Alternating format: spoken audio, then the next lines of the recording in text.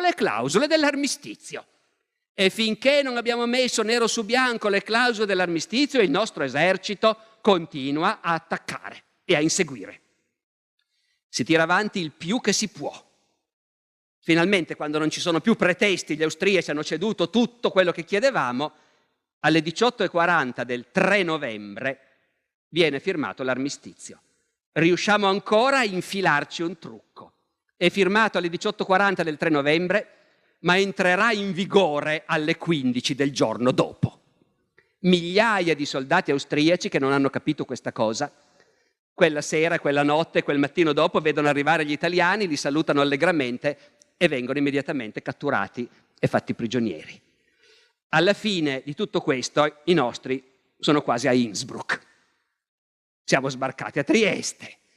Per il rotto della cuffia siamo riusciti a prenderci quel che volevamo.